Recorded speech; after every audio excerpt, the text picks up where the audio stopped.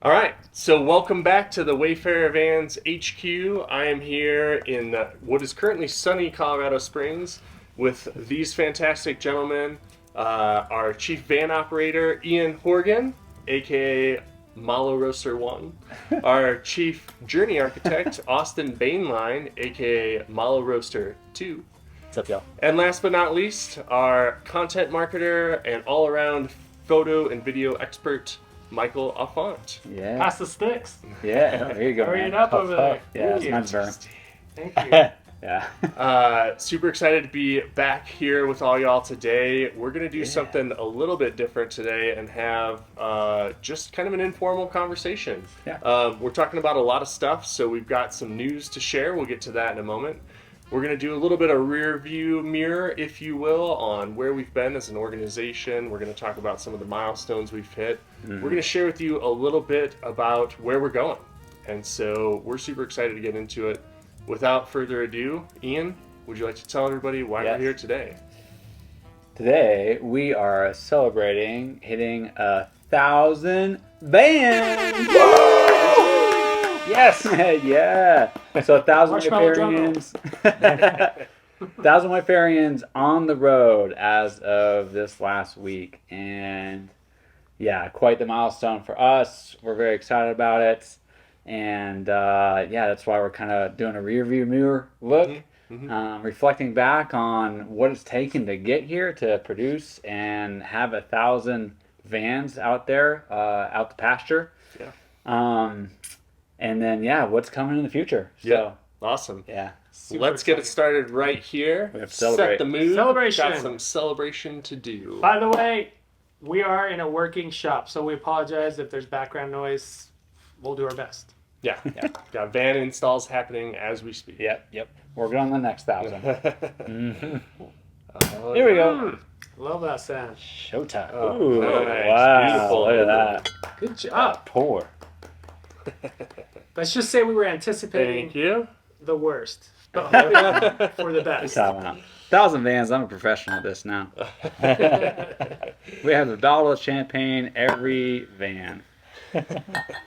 That'd be cool. We should do that. Like, I don't know if customers would be super stoked, but where they can just like smack their van. Like breaking in the ship. Yeah, Oh yeah, that's Like, great. Take out a Wow. headlight, front bumper. Yeah, worth it. Heads for good luck. they are. Thank you, gentlemen. Right. All right, cheers. 2,000 vans. 1,000 vans. And cheers to you, You guys. all the Wayfarians Oh, who yeah. made this possible. Absolutely, yes. We're Yep. very grateful and we're pretty happy about our customers. Hell They're yeah, cool we are. people. Yeah. The best. To say the least. So, Ian, did you Yeah. ever think you'd be here? 1,000 vans when you started this in the one-car garage? No idea. No idea. First starting off, I felt like if I could sell 5 vans and get 5 people out there in a camper van and a Wayfarer, man, I was happy. I thought that was going to be kind of like, I didn't even think that was even possible at that point. Yeah. So to be sitting here now, thinking I can't even conceptualize the 1,000 vans out in the wilderness right now, like the volume of that. And so, but you know, just going back in the reel in my head of like every person that's come through the shop and have taken the picture with us and that we've posted about them and their travels, it's like, yeah, we've been at this for 9 years. Yeah. And yeah, it's just really exciting. So I mean, I ever didn't even think of this as a benchmark, and honestly, it's just like the goal's always been just like get people outside. And so eventually we're going to accumulate, and it might be another 1,000 vans from here, 2,000, 5,000, I don't know. Yeah. So yeah, Yeah. so pretty special. Austin, you joined the organization. Where would you say we were at in terms of van count or estimate when you joined? Yeah, we think probably within about 100 vans. Okay. Yeah, super early on, Wally was still like the star of the show. Yeah. And Walter was a fresh young blood to the group. So yeah, it was pretty minimal choices at that point. Yeah. So, Michael, I mean, I really want to open this question up to everybody. I'll start with you, Michael. Like, Sure. what does 1,000 vans mean for you as a Wayfarer team member, but also for our community of Wayfarians. Man, it gets me pumped. I bought a Wayfarer Vans in 2018 with my wife, and it changed our lives. We ended up quitting our jobs, and we, saved up enough to like do van life for a year, and that year turned into 3 years, and then I just like get so excited when we get our customers come through here, or customers to be, or people just looking that maybe are looking for a year or two out, and hearing their stories and stuff, and like the hairs in the back of my neck kind of stand up, and I'm just like, oh man, you have no idea what you're in for. It's gonna change your life. Yeah. The amount of memories and stuff, and even before we moved on into the van full time, we were doing weekend stuff, and even that like elevated our lifestyle, weekend warrior lifestyle, to like just leaps and bounds, from going out in the back of my Jeep or in a tent and stuff. And so I get really excited for the people that come through here. That's awesome. Austin, how about you? What does 1,000 vans mean for our community? It gives us a reason to pause and celebrate all of you guys, all of you Wayfarians that have believed in us and committed their recreation to us. As like, there's so many different upfitters and RV routes and tents, and we live in an era where you can get so many different ways to access the outdoors, and for people to believe Wayfarer is the choice for me, whether I've saved 30 years trying to figure out which one is the right choice, or just a year, trying to narrow things down locally, and people walk through our door. Like someone today came through in Colorado Springs. He's lived here for 30 years, and in the 9 years we've been around, he hadn't heard about us, and he's here now, and he's like, wow, this is in my backyard. This is cool. Like, we're going to have a lot of stories to share to celebrate you guys. So if you hear us kind of pointing at you, it's very possible. Like, there's so many different types of Wayfarians. Yeah. And just briefly, I'll say like 2 examples that immediately come to mind. I was telling Andy about this guy the other day. There was a Wayfarian out of New York City, one of our only NYC customers that bought the van with the intention to have it as a time saver, because the commute in and out of the city was so overwhelming to his life and time. He was like, I'm just going to live in the city near my place of work in batches, so I don't have to battle traffic for days of his life, essentially. And then there's another customer I could think of that was moving into a Wayfarer van out of a Saturn, a little 4-door sedan Saturn, and it gave him the freedom to branch out and not sleep with the seat folded down inside of this Saturn in Telluride, Colorado. Ian, how about you? I think about the number of camping nights that have been logged by 1,000 Wayfarians on average. I don't know, they might be going out 20, 30 times a year, or if not more. It's hard to gauge really that, because we have some Wayfarians that, man, log in hundreds. All the time. So I'm just thinking, the number of nights out camping, sitting around a campfire, and just having that quality time with people you love, friends, family, your spouse, whatever. And so I just think about like 1,000 vans out there, each logging in however many nights per year. It's like, man, there's a lot of like, I think, great things that come out of those experiences. So Time around the fire. Yeah, definitely. That's awesome. Yeah, I'd say for me, it's really progress. So, there's a lot of different Class B camper van manufacturers. Yeah. And 1,000 vans is a pretty big milestone comparatively to a lot of the other builders in the industry. Sure. And I think one of the things that's really unique about us is that we really listen to our customers, right? Our Wayfarians. We want to always be putting our best foot forward and expanding. And 1,000 vans means progress. It means that if you get the Wayfarer van today, you're getting something that's been enhanced and elevated and recreated off of 9 years of experience and 1,000 people's input. And that's super powerful. Yeah, exactly. Absolutely. Testimony, yeah. Absolutely. So Ian, tell us, where did it all start? It started off, well, obviously as like an idea. We talked about, we have that on the website, just a really like frumpy camping trip and in a Honda Element, which was a great vehicle. It's still a great vehicle, but if you try to sleep 2 people in there, it's like you're tacoed in. Honda, bring it back. Yeah. Those Took are a little bit cool. longer. We'll see. Just a little bit. Let us, be able to play around a little bit. Yeah. We can do something. And so it was just, out of that camping trip is like, man, I at that time I was working in the RV industry and working for a company that owned, managed, developed RV resorts. So I was kind of like on the receiving end of the RV world, where seeing people come in and seeing having all those problems getting to their camping spot. And then we had like an on-site like maintenance person on call, RV maintenance. So it's like somebody couldn't get their slide in. So we had to call them up because we got other people like checking into the resort. And so it's like, I was never really into the resort scene of the RV world or campgrounds. It's like, I'm just more like off the grid, let's go out camping. And I just saw the problems with RVs and I'm like, I don't need any of that. I don't need the size. I just want something simple and effective that wasn't going to like really impede my weekend. And so it started off with Wally, the ProMaster City, developing for that and keeping it simple. And then, man, it's just like the concept of the simple and quality really kind of snowballed into other van models. The Walt was next, the 136-inch high roof ProMaster. Walter. Walter, and then Walt after that, the 159. So it's been a long journey, Started off single car garage, and now here we are, a big kind of manufacturing facility. Yeah. And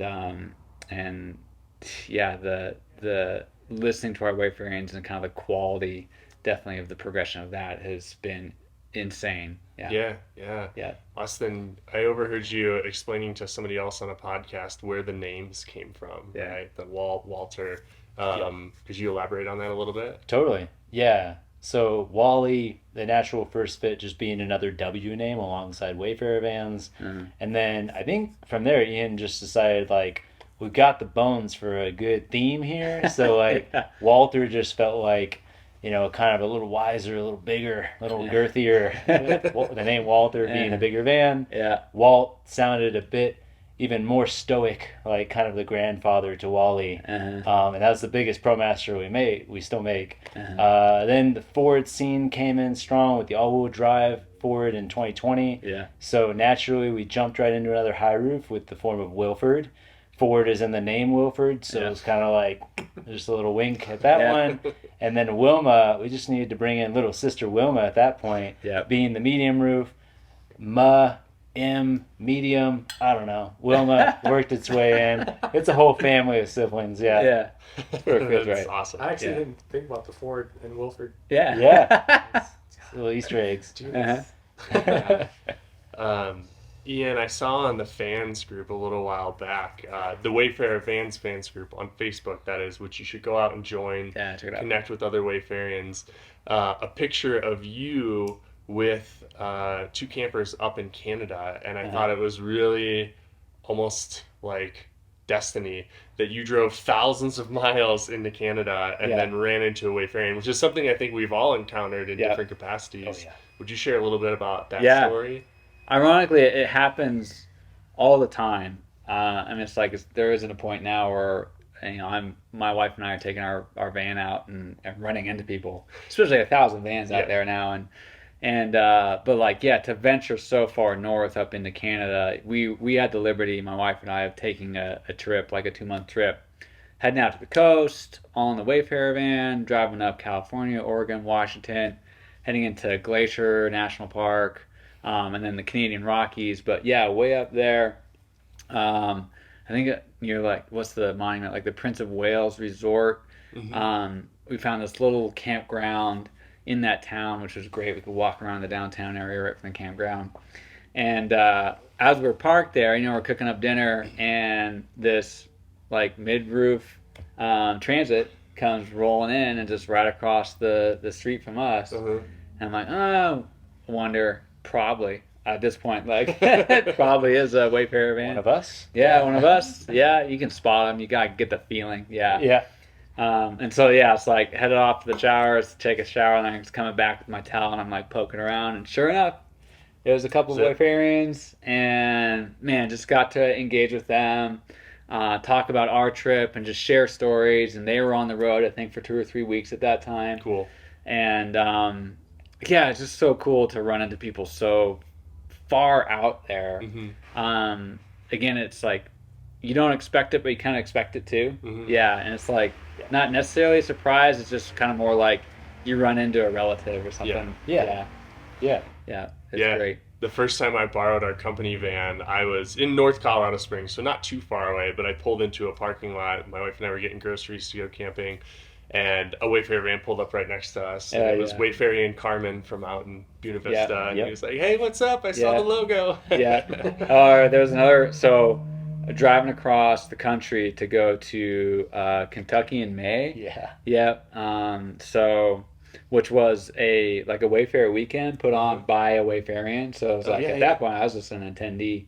And so driving across, and we have a big logo on our van, and I drive along the highway, and I pass this other white Ram ProMaster, and the guy sees it, and he speeds up, and he's waving, and then he rolls down his window, and he points, he's pointing out the window I gotta pull over into the rest stop. And so we both pull over in the rest stop, and we park, and he's like, "Yeah, you're the Wayfarer Vans." I'm like, "I just bought one, and I'm driving across the country, and this is so awesome." And then just it turned into this 45-minute just powwow of him going over his van and what he did to it, and then just all the little tweaks that I've done with mine. So, and we hadn't even met him because he did his install in Reno. Yeah, exactly. Or something. Yes. So passionate. That's hilarious. Uh-huh. Michael, you were on the road for 3 years. Did you have any of those situations running into other Wayfarians?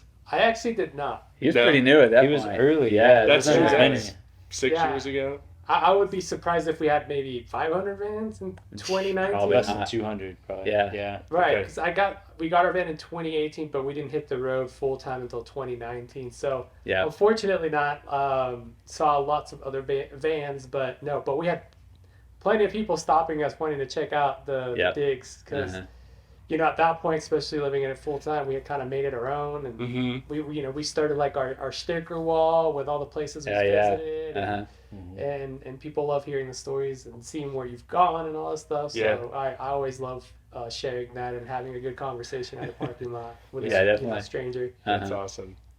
Bouncing around a little bit, Ian, tell us a little bit about the history of where Wayfarer Vans has been. It started in your one-car garage, and then you've kind of moved around, right, before ending up here where we're at. We single-car garage.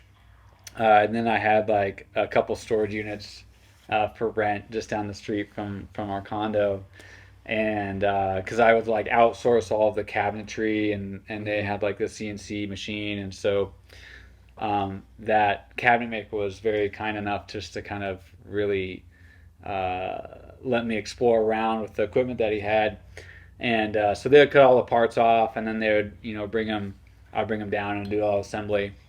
And so it started off single car garage, couple of garage units, storage units, and then I rented a 1,500 square foot space, which going from a single car garage to 1,500 square feet just feels absolutely massive. And now it's just the size of our CNC room. Right. So I walk in that CNC room, I'm like, how do we pack it all in there?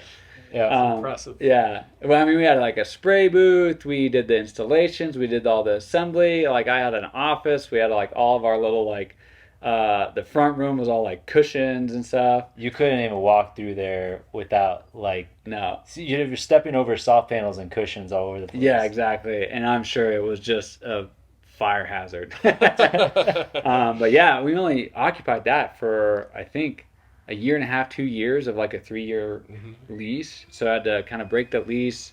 We bought a building that more than doubled our size. I'm okay, cool. This is home for a while. And it wasn't 8 months before it's crap, we're going out of this now. And we've lit that match, and we've got the loan for a building, and so Yeah. what do we do? And so luckily, like serendipitously, there's another big warehouse that opened up that we were able to lease out, and so kind of we've doubled, more than tripled in size. Yeah, Just cut a hole in the fence and expand it yeah, ourselves. exactly. Yeah. We drive the Literally, forklift in yeah. between. Yeah. Yeah.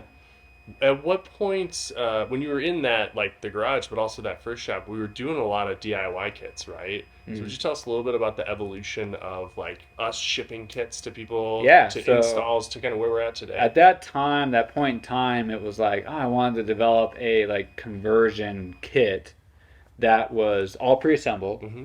and so that it could be boxed up on a pallet and shipped to people, and then that they could just unpackage and with very rudimentary tools that they can do the installation themselves. Mm-hmm. And so really it started off that way, and then just like the concept of, all right, you have to engineer and design around those constraints to make it as simple as possible, without sacrificing quality. But then it's like, man, we got into the bigger vans. People were like, oh, we like that philosophy. We want to see it in a bigger van. But it's like, man, it just gets there's too many cost constraints to like ship everything to you that would go in a bigger van, to get to you. So it's like, then we started inviting people out to come and do the installation. We had a 1-day turnaround time. Yeah. Which I mean, it was unheard of, and that was kind of the point too, because other van builders are, at that time and even still today, is like you're waiting 10 months for the actual conversion after you get the van. So we've really tried to hone in on that and keep that true. And now, as we've added more complexity in terms of like just the amenities, or just the accessories, really, because we didn't have very many accessories at that point in time. So we have so many accessories now, but that, man, we can get you in and out in 2 days, 3 days. Yeah, so it's not that big of a deal, but. Yeah, and the ethos, the philosophy is still the same, right? Simplicity, high quality, modularity. Like, even though we've expanded what we offer, it still couches into that same mindset. Yeah, exactly. Yeah. Austin, tell us, you've been here a while, a little bit about your perspective on what's changed, what the biggest changes are from kind of the early Gen 1 to where we are now.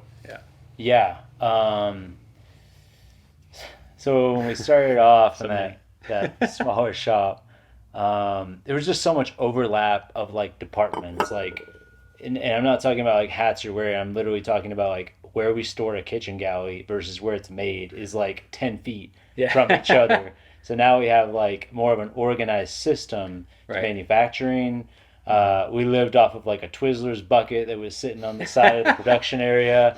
It was just like more grassroots, rudimentary building. Yeah. And big introductions to the manufacturing were in the form of like discovering that we don't have to sand seal and lacquer our own lumber. We can order pre-treated stuff. Yeah. That was a huge time saver. We don't have to adhere the floor together using various like tried and true materials that we felt good about, but we're having to build them still from scratch. Yeah. We don't have to do that anymore. We can lean into our suppliers deeper. We can, expand our systems for the customer as well. They can have access to an app so they know where to camp. There's all these discoveries that we came across, whether it was via technology or just discovering different hardware, discovering different methods to shorten the timeline, make it easier on our team, and just keep things going at a high quality standard. Yeah.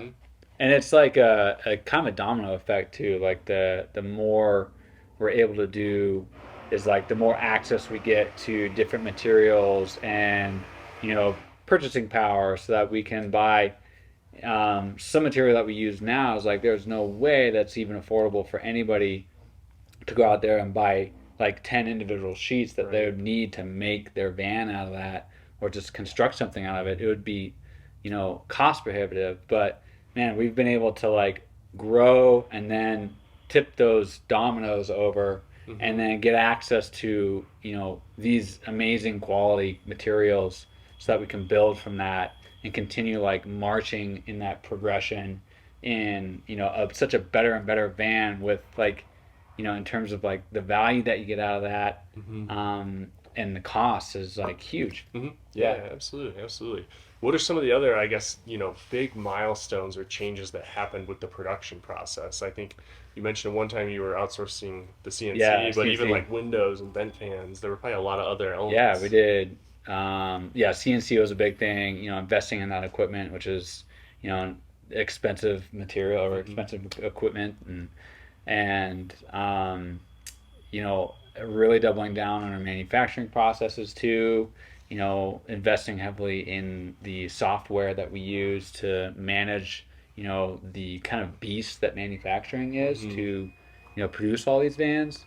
Scaling up in terms of what we offer and accessories, and that's vent fans and windows and Propex heaters and toilet boxes. Now we're venturing into some pretty exciting things. Austin, I think you have some, like, what are the next accessories that we're coming out with?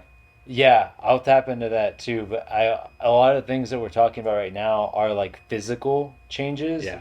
One thing that existed from the beginning, my starting here, was the community that was just itching to be born, and that's something intangible. It was based on like Ian's genuine handoff of a van to someone. It's like cradling this thing and then just delivering it right into their hands was like that was the beginning of us really putting attention and driving in that direction of like, how can we support all these friends that we're developing via the business, these things in common that we have with them? Like, oh my gosh, you live in Alabama and you love to do the same things we love to do. You're telling us about mountain biking trails down there. You live in Pacific Northwest and you've got access to the same things we're doing on the weekend here. We have friends in these people. Like, how can we keep them, connected and introduce them to each other and just form this bond with everyone? Yeah. So that's been always a line of consistency that we've just made thicker over time. Yeah, exactly. It started off as kind of this like glimmering hope early on where, not only is it a commitment just to, deliver a good product for people to get out there inside, but it's also like, man, you've invested in us and to get outside, and that's such important, everybody that rolls through here is like, man, that's such an important part of their life. And so celebrating that and putting the light on that, where it's like where did they come from to get here to buying a Wayfarer van, and what are all the things that they want to do with it, and like, these are just not like, questions we feel like we have to ask. It's like we are genuinely interested and we want to know, and so you talk to folks for months leading up to an actual like purchase, and then they come out here and pick it up, or where will we deliver it to them. But like, so forming from that, like early on, like the Wayfarer Vans Fan page, I was just moderating and I was just throwing stuff up on the Facebook page, just our regular business page. And then I was posting some customers or some Wayfarians and just like celebrating, what they did, and they just picked up their van. And so underneath it, Thomas Smith was the original. So Thomas Smith, he's like, oh, you should come check out. Yeah, congratulations. Come on over to the Wayfarer Vans like fan page. And we're just like kind of this cool community, and we're just like everything about Wayfarer Vans and traveling. Yeah. I'm like, what is this thing? Yeah, this is my company. Wait a second. So I'm like, oh, so I had to fill out a subscription and just like or a request. Had to apply. Yep. Present my case, why I think I should be a part of this group. They thought about it. There was lots of suspense. And it's probably like a week went by before my application came back. This isn't the real Ian. Yeah. But no, I mean, at that point when like I joined, there was, I think, just 40 people on there, but now we're over 2,000. Just an engagement. It's just like, that's so another testimony to like, man, we really want to build a quality product that gets people outside enjoying those camping nights, but then also like celebrating people's, stories within that, and having that community to build and celebrating what they're doing, and a good platform for them that we don't know. Yeah. It's just Right. like, it's up to them. Yeah. And it's a really great sounding board for us. Yeah. That we can just pull from, and that's where we get a lot of information. Like, we hear everybody on that page, and whether it's struggles or celebrations or whatever, it's like, it's very, these learning points. Yeah. Yeah. And that's where we get ideas like my answer to your question. So, thinking about the future, we've listened carefully, like Andy was pointing out, to all of our Wayfarians, and even those that don't yet have a van, but that are like, just waiting for me I'm just going to retire next year. So like, I'm on the hook. Like, but when I get there, I would love if you guys had solar. So we're listening, and we're hoping to offer that at some point later this year. Yeah. Along with that, shore power kind of makes natural sense to expand the electrical options for those that want to plug in at certain campgrounds, state parks, stuff like that. Yeah. Having a double seat to expand the seating in the back, so additional passengers can ride with you. These are all thoughts that we've been floating around, and there's a lot of other like microcosms to the way that we're designing, and just like the things that occur. Like, you can walk in the production shop and see two of our guys, the builders, just like, sitting there like looking at something, trying to advance it. Right. And they've already got like all these other ideas underneath the surface. So like, there's plenty of what Andy pointed out, progress occurring all the time. Yeah, and I'll just say it again, join the Vans Fans group. You can search all the topics on there, look up, anything you want to know about a Wayfarer van that you want firsthand perspective from an actual Wayfarian, it's there. Yeah. And if for some reason it's not, throw it out to the group. You will get an answer. It's the coolest feedback loop I've ever seen. And people post like what they're up to and cool photos of exactly, their adventures. It's not all tech. Really good It's like, photographers too. Yeah, yeah. We've got some awesome photographers. Yeah. Michael, I'd love to know a little bit about your story to Wayfarer, and specifically what the marketing and the videography looks like as compared to today. Yeah, man.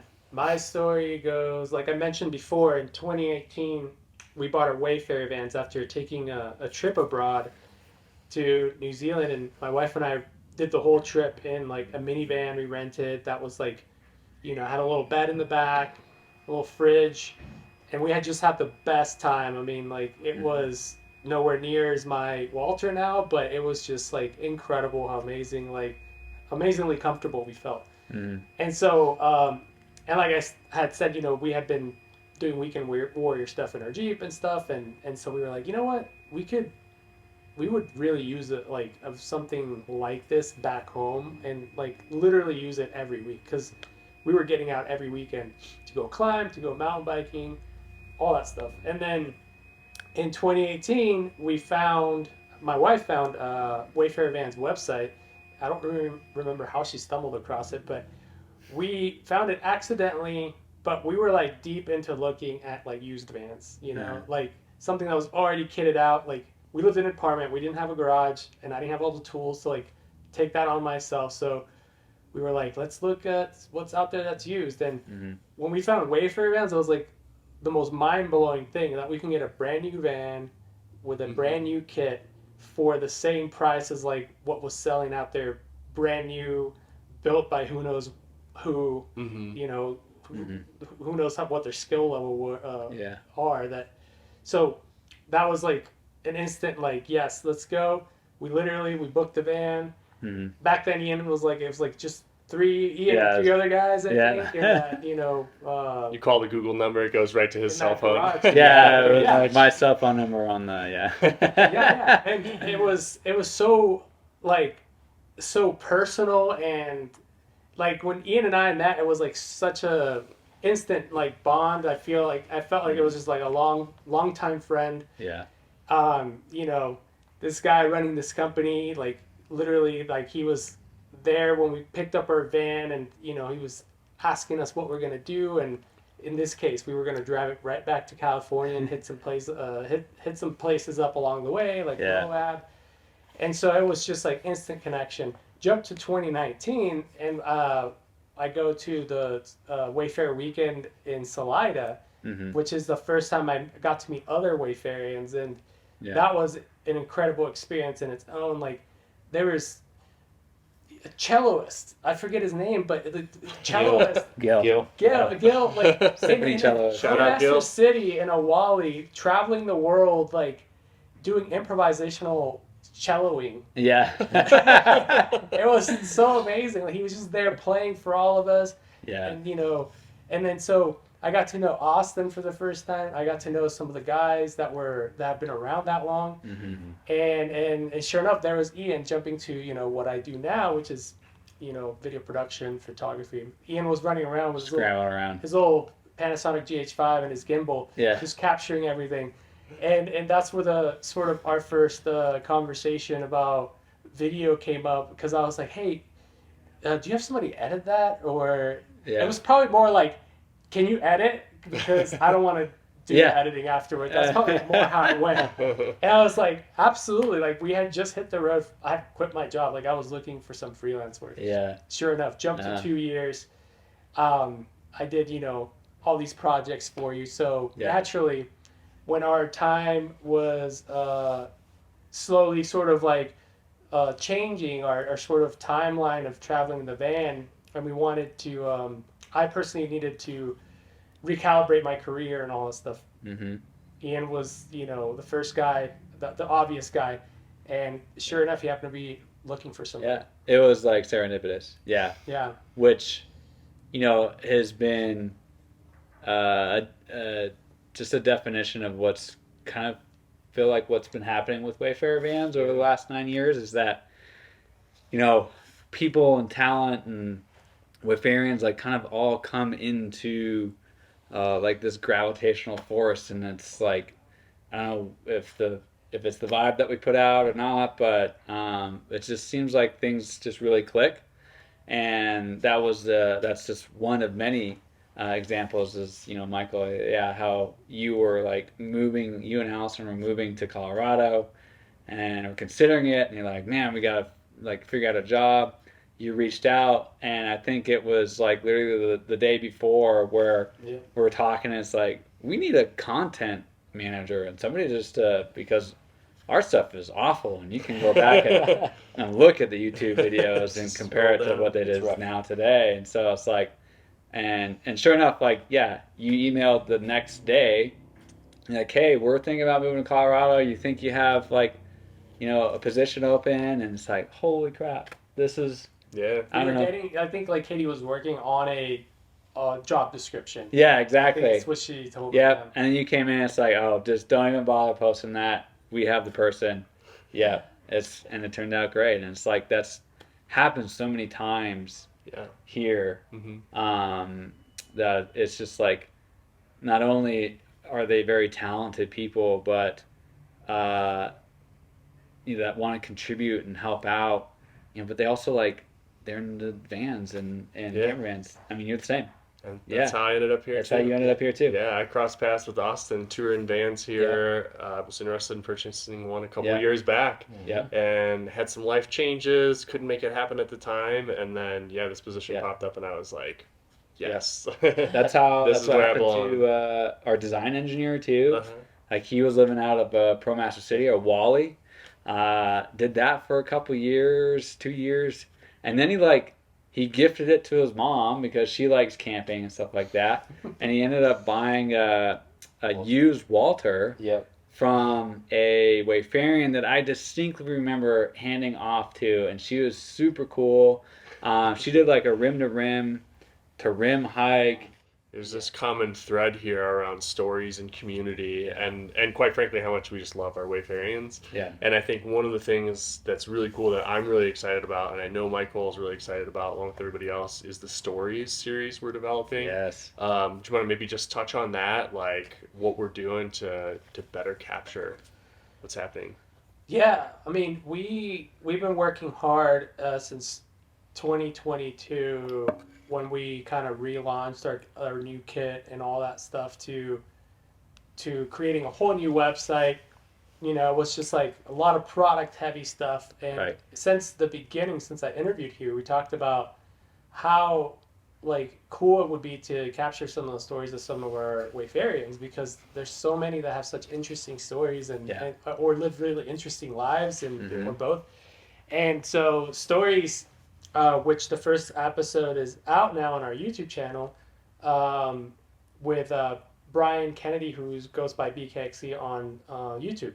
Mm-hmm. And so we started with him, and so we flew out and spent a couple days with him. We kind of captured him and his all his mountain biking kind of day-to-day glorious lifestyle that he does for YouTube, and he has a property that he maintains, and he's turning into like this mountain biking paradise.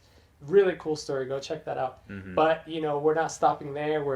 We Yeah. have another one that I'm like gonna start to edit here soon, and about a photographer, and we have a bunch more ideas coming down the pipeline. So Yeah.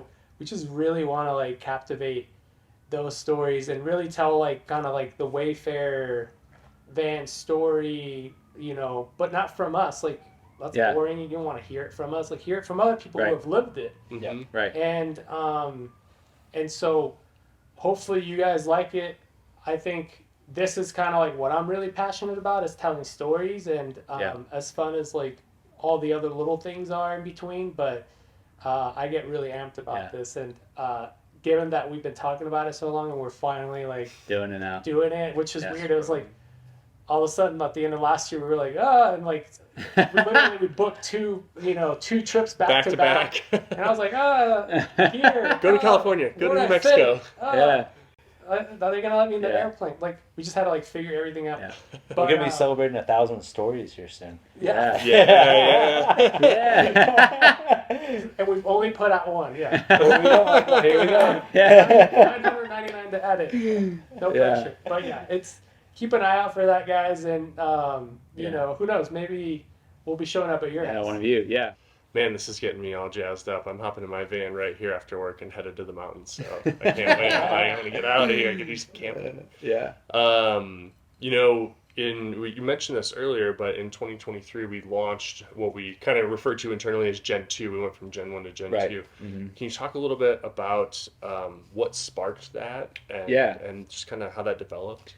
Well, it came from a place of pain, honestly, because it was, kind of coming off the tail end of COVID, Mm-hmm. and we started to see things really impacting all of our personal lives, cost of vehicles, cost of material, to operate a business, everybody's livelihood. Mm-hmm. We all had to combat with inflation. Health insurance prices rose, so it's like, man, if we want to stick together as the kind of small community that we are Mm-hmm. internally as Wayfarer Vans, and be able to produce, Mm-hmm. for potential Wayfarians in the future, then we need to change the way that we do things, and we had to take a really hard look at that, and that hard look came out of like, well, we can't be charging the same price anymore, and so we need to go up in price. However, one of our core values is just integrity. And so, like, unlike many other companies I feel that just went up in price and said sorry to their customers, we're like, all right, you know what? Let's take a stop, a pause, look back, look deep into the archives of the fan page and all this beta that we've been getting back from our Wayfarians, Mm-hmm. and let's build all of that recommendations and thoughts into kind of a new conversion. Mm-hmm. And so we did, and we took a hard look at like the materials that we're using too. It's like, if we got to go up in materials, like, let's just pick the best ones. Mm-hmm.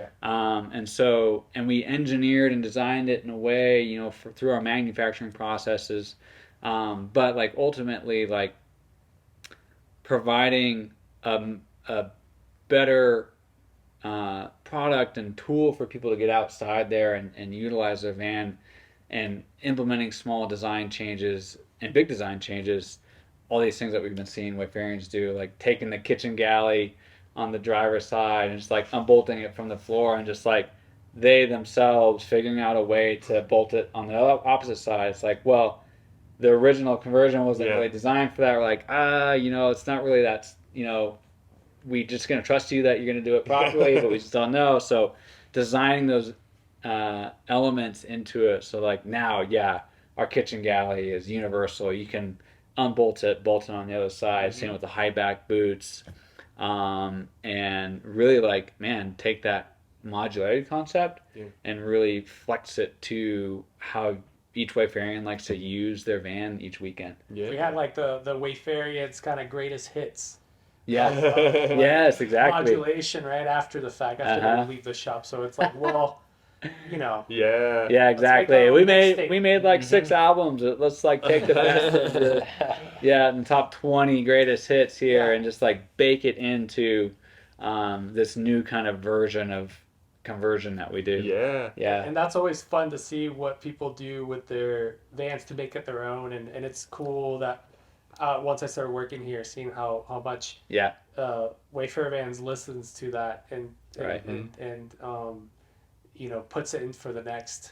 You know, absolutely. Puts it in the hat for sort of ideas. We love seeing all the Wayfarians on the fan page who have done mods to their van, and we didn't take the approach like an RV company would, where it's like, oh, let's just build it for them, because not everybody's going to want that, right? And so it's like, oh, well, let's just take that idea and that concept and just make it easier in case somebody wants to do that and sees something on the fan page, like, oh, you know what, that fits how I really like to travel, or how I like to see and use my van. So, you know, guess what? Like we've kind of like designed those things in there so that it's much easier for you to kind of work into your own van. Yeah. That's awesome.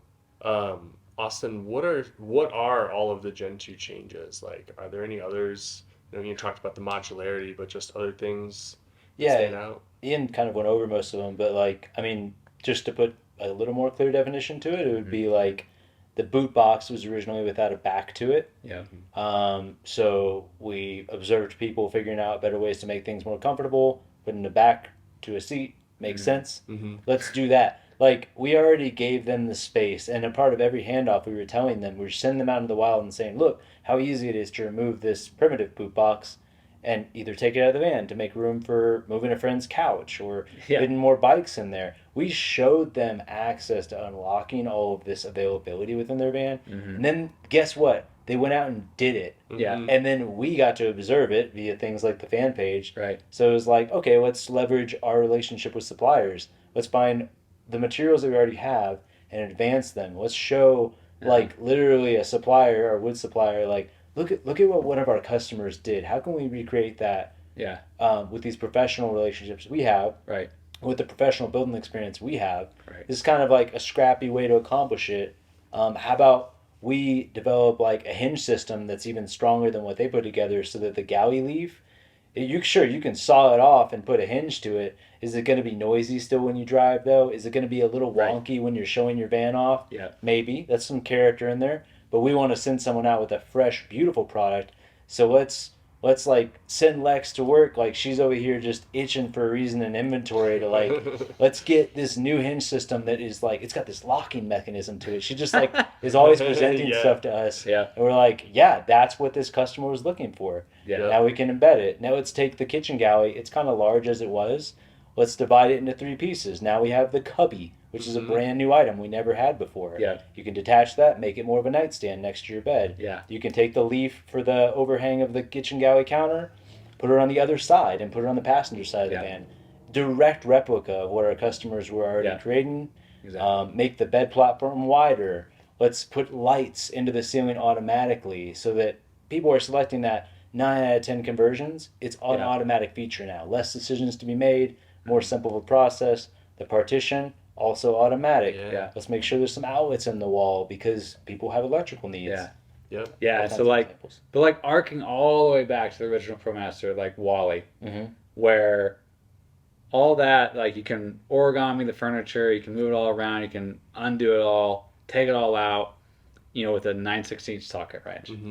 And so it's like, you can move the furniture around, you can take your bed platform out. If you have a buddy that's like wants to move their house or, you know, needs some help, it's like that can all be taken out. And it can be just a regular cargo van. So just like taking that same philosophy and making sure that it's a through line into everything that we do. That's awesome. I love when Wayfarians come back through the shop. You can add on accessories, upgrades, things like that. So people come back through all the time. So I want to throw a curveball question out. What's your favorite Wayfarian adaptation or personalization thing that you've seen in the van? And I'll start us off while you're thinking.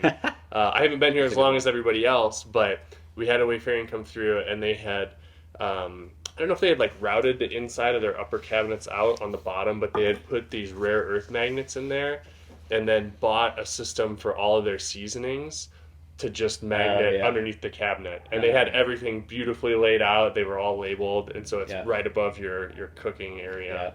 And I haven't done that in my van yet, but I thought that was like so cool. I can think of one that gets me excited is so a Wayfarian came back through, and her husband were thinking about, or no, they're going to have a kid, so just about ready to deliver, and I think they're like a month or two out. And they had a third seat installed in their Walter, but then like under the bed we use for the beams is like called like unistrut, which is very common, pretty like industrial design, but it's intentional because man, it's so sturdy, and then you can hang stuff from it. There's like a million different ways to mount to underneath the bed. Well, they had made a slide out like changing table. So a slide out changing table, and then like a little cabinet for a bunch of diapers in there. And then, they can change the baby right there as they're out camping. I'm like, oh, crap, how cool is that? That's so awesome. Yeah, and then, thinking about like, man, that just means that they're so committed to taking their kid outside and outdoors and, out with them. It's like, that's kind of one of my highlights. That's really cool. It's a family value. Yeah, absolutely. Yeah. I really love to see, like, similar vein, like when you have a value and you want to embed it into your van. For a lot of our customers, it revolves around an outdoor activity. So like when they make use of the giant amount of space in the garage to accommodate I saw a customer who had strapped 2 sets of skis to one half of their garage using the same unistrut method. They had created like basically like a tubular vault that they could slide their skis into.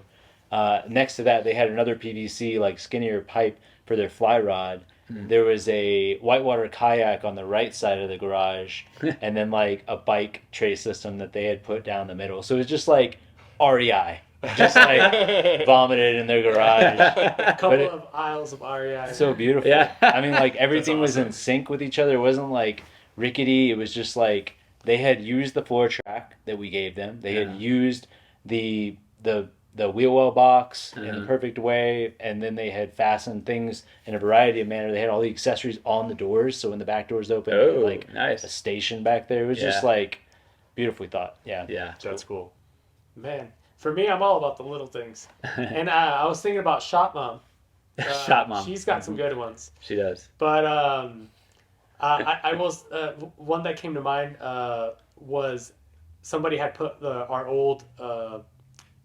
Not the buddy heater, Olympia. The Olympia, Wayfarer, on a swivel arm right next to their bed. Yeah. And so they were just like, shimmy it over like right over their face. Like, too cold. Just wanted to be nice and toasty. I found that so funny because I had seen similar things like people putting small TVs and stuff on swivel arms that they found on Amazon. But that was like, that's legit. Yeah. And I'll have to throw one that I have. And that's the shoe organizer that I drilled. We got them on like either Amazon or Target. Yeah. I forget. But we drilled them. They're basically soft storage for shoes. And there's like 4 like rows of shoes. And so I just drilled them to the back of the window in the rear door. So when you open, you have my side and my wife's side, and put all all your our climbing shoes shoes in in there and stuff. Saves so much space. That's rad. It's amazing. Take that one home. Wayfarer Vans 1,000 Vans celebration. Ship, hooray! All right, coming back from a little top off break. Yeah. Get back into it. Celebration. Austin, tell us about the shipping program. Oh, I almost did a spit take of excitement. Wow. All right, here we go. Oh my gosh. The shipping program. So awesome. Oh my gosh. If you don't already know about it, I'll just explain it real quick. Mm-hmm. Basically, we figured there's a lot of different ways that we can shorten the distance between you guys. We have customers in every single state except for maybe North Dakota, maybe a holdout there. Yeah. But all around the country, huge distances. So how can we make ourselves more your next door neighbor?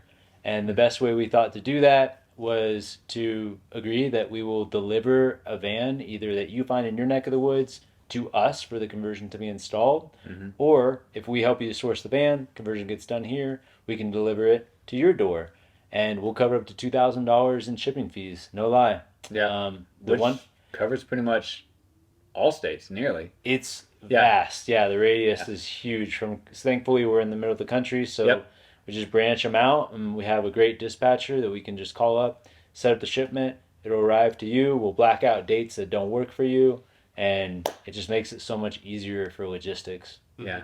Yeah, and we cover one way, but you can also roll the reverse shipment if you need to into the conversion for your van, your loan. Right? Yeah. Right. Yeah. So you have the conversion costs, that sales, and then that can be wrapped into a vehicle loan. And if you're like, man, I really don't have the time to go out to Colorado and pick it up and drive it back, as much as we want to see you here, and we can recommend all these great camping spots for you on your way out, maybe that just isn't in the cards for you. So that return trip home, if you have sent it to us and have depleted that kind of allowance, then you can wrap that into the vehicle loan and conversion costs, and you can have a van driveway to Wayfarer, upfitted, and then back. And we don't just say like that's awesome because like we're excited about something we launched. Right. It's awesome because people have told us that. We've had dozens and dozens of people taking advantage of this. Yeah. One direction or both directions, and we can see like the immense excitement and just being able to say, "Yep, we'll launch it right over to you." Yep. Yeah, absolutely. So we've shipped their van back to them, and now we want to get them out on the road. So Ian, I'd love to know a little bit about the Wayfarer Challange. Yes. The Wayfarer Challange is or was developed for the purpose of sometimes people will have their van or maybe they're first-time campers and they go in and out camping, or maybe they're long-time campers. They just need something to mix it up. But they go out there and they're like, maybe they're just sitting around put out their lawn chair in the middle of the afternoon, like, now what do? I got my van, I've gone to the campground, I've gone to my space, I found this. Now what? And so the Wayfarer Challange was a way to challenge our Wayfarians to get out there and mix it up in the outdoors, It's like, we just don't want you hanging out in the van. It's like, get outside, try something new, the least of it is go pick up some trash around the campground. That's a good place to start. It's like, we just want to be good stewards of the outdoor spaces. And so we have a Wayfarer 25, a Wayfarer 50, and a Wayfarer 100, and then a year-long one too, camp every single month of the year. And within those number of night challenges, there's all these micro challenges too. It's strike up a conversation with somebody in the vicinity or that you found out hiking, and it's have them over to dinner, or just cook for them, or just make those connections with people and out on the road, and or sleep in cold temperatures. Cold is relative to a lot of people. For us in Colorado, we've slept in the van when it's negative 15. For some of the other people, it's it might be 40 degrees. But either way, those challenges are set in there, and ways where you can go out there and be oh wow, that's either wasn't as scary as I did it, or you can have something to brag about to your friends when you come back. So yeah. If you head on over to social media and search hashtag Wayfarer 25, Wayfarer 50, you'll see pictures of people's stories out on the road. Exactly. It's super cool. And we encourage people to log their nights and where they were and what they did, so that they can memorialize that trip but they also provide that to us when they finish the challenge, and then we send a box of awesome swag out to them. Some swag. So, Yeah, so I like the little badges that everybody can accumulate, Yeah. knowing all the different challenges. Yeah, Very cool. and with like earlier we were talking about the variety of our customers. Like, don't feel like this challenge has to be some epic. Like we have a lot of solo female travelers that are just roaming around like different state parks, and some of them are doing the Continental Divide Trail like between camp trips. Like, it's just about pushing yourself to get out there and try new things and meet new people, because like we were talking about earlier, there's many examples of you meeting Wayfarians out there, and so odds are that'll happen. You'll bridge a relationship, and then you'll have like a pen pal that you can kind of have a challenge with along the way. I think one of them on there is actually just like, hey, meet up with a Wayfarian, like invite people out to like your favorite camping spot, or a fellow Wayfarian out to your camping spot, and just share that. And it's like, there's just so much like similarities there of interest that, man, you're just going to have a baked in friend. Yeah, camaraderie right after that. Yeah, that's awesome. I want to pivot a second. We've kind of talked about the rear view. We've talked about some milestones. I'd love to look forward here. And so, Ian, what are some of the things on the horizon that we're cooking up to help make it easier for somebody to see a van, right? If Yeah. they can't get here. So we really want to just engage our community. We've been talking about a community, but engage our community so that we can put people who are looking to buy a Wayfarer van in touch with them, so that they can actually talk with somebody who's lived it in real life. And then, in a way, we do also want to have kind of our latest and greatest version out there, because you may see that Wayfarian and they have done probably a lot of stuff interior just to kind of make it fit to their lifestyle. So it's like, all right, what is kind of the newest thing that I'm going to be getting, and the latest version of what I'm going to be getting. So making that connection for, prospective Wayfarians to meet and just like rub their elbows with current ones. So we're looking into that, and like, how can we really facilitate that so you can see one and talk to somebody, and it's just not like taking our word for it, or blindly shipping a van across the country, no matter how many times people have done it. It's just like, that's a big risk. Absolutely. That's another one of those things that's just happening whether we grant permission or not. It's like Wayfarians on the fan page are meeting up with the Wayfarians all the time.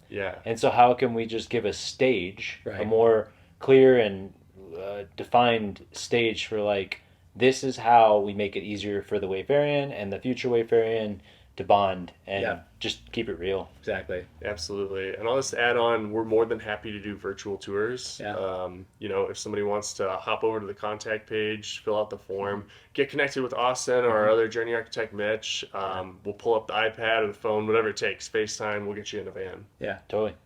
Let's get ready to be hit by one of Austin's many metaphors. Locked and loaded. I'm just going to leave it at that. You'll find out. I'm working on being a dad here soon, guys. So practicing my dad jokes on you. If I'm training on you, don't let that stop you. He's let a few slip on this conversation. I think blackout. I don't know what happens. Yeah, and I'm super excited because this year we're also looking to dip our toes in the event water and start to do some Colorado-based RV shows and just different events. We'll be out in the community more than we have been the last few years. And also looking at doing another big Wayfarer weekend in the fall. So that's an event we put on for all of our Wayfarians, where we get everybody together just to like celebrate, have a great weekend together. But we'll also make that event available for people if they want to come out, check it out, go on a little van parade, check everything out. So, it's going to be exciting. Cool. I know we're getting close to the end of our time here together, so I wanted to ask a question of everybody. What is your favorite van trip, your favorite van memory? Michael, you want to jump in first? Yeah, sure. One that comes to mind is during our travels, full-time travels, we were up in Banff National Park in Canada, and we were just like in awe of all the surroundings. It was fall, so like the colors were just popping. It was amazing, and we found this little pull off to have lunch at, and it was just the most mind blowing thing. I mean, there was like, it was right next to a river, and the river had this bridge that like led to a trailhead, and so we immediately like, you know, got out of the van. We like went to the bridge, and we were just like surrounded by like snow-capped mountains and like this low-hanging fog, and it was beautiful. And then you had this turquoise water running underneath us, and man, we just like, we had our little dog with us, and so we just like, you know, busted out the chairs and made some lunch, and we just sat there like with the sound of the water and all the fall colors. It was just like, that memory is just like, it embedded in my head so well. And I'll never forget that. There's many, but that one comes to mind. Yeah. Awesome. Yeah, it's such a hard decision. Trying to sum it up. But I would say like the one that first comes to mind is just like my wife and I had many trips together in the vans before we got married, but one of the trips in the vans was when I proposed to her.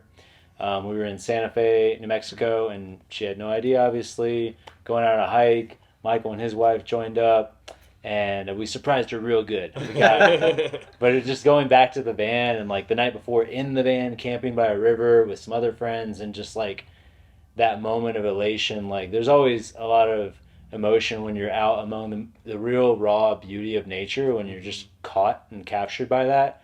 But to have that like in my pocket the whole time, and just knowing like we're gonna have a long life of van stories together, God willing. So it's like, let's just kick off this marriage the same way. And then I'd say like the counter of that would have been another trip that I had with her. This was like while I was still working on the right to take her hand in marriage. And I wasn't doing a good job on this case, because like it was coming back from a Wayfarer weekend in Bozeman. And we thought, let's just swing through Yellowstone on the way back. What's supposed to be a 12-hour drive turned into a good 22-hour drive back from Bozeman to Colorado Springs, because the pass was closed in Yellowstone from a freak blizzard that came through. We had to detour through Idaho, through Denver traffic, through Wyoming wind, like just the stages of hell that we went through trying to claw our way back home.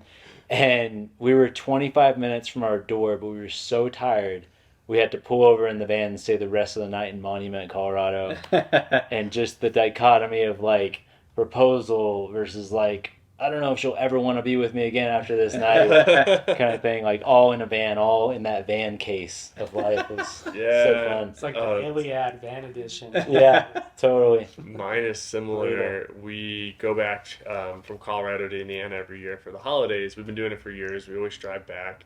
We've hit lots of blizzards. We've had to sleep in the car before. We've had some really miserable overnight experiences. And we got caught in a blizzard this year, right at the Colorado-Kansas border. Yep. Mm-hmm. And we were in the van and, you know, pulled off alongside everybody else. Weather was awful. Roads were awful. Mm-hmm. Everybody's sleeping in their little sedans. The cars are running for heat.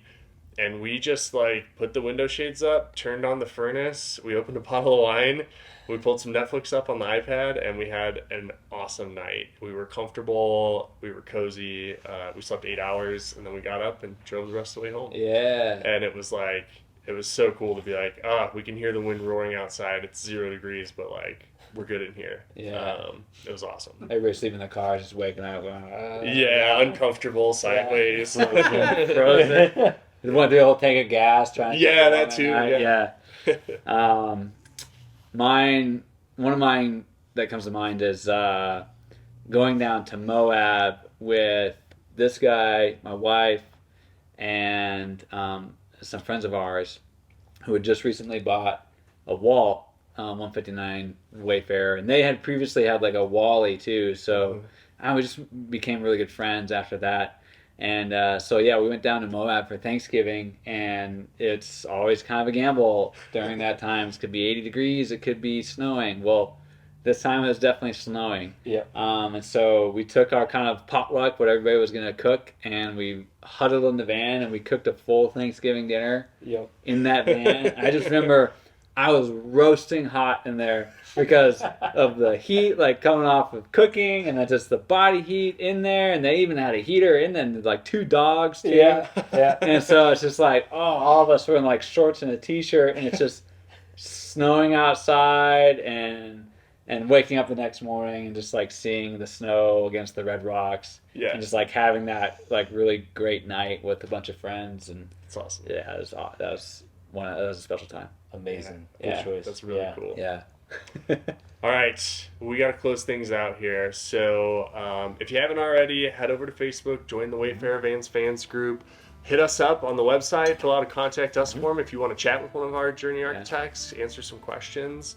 And follow us on social media. We got a lot of cool stuff coming out, from the stories that Michael's doing to the awesome accessories we're adding on this year, all kinds of good stuff. It's been fun, guys. And so excited to again. Yeah, here's another 1,000 Vans. Another 1,000. Yes. Yeah. Thank you, everybody. Thanks. Woo! Cheers, everybody. Thank you. See you out on the road.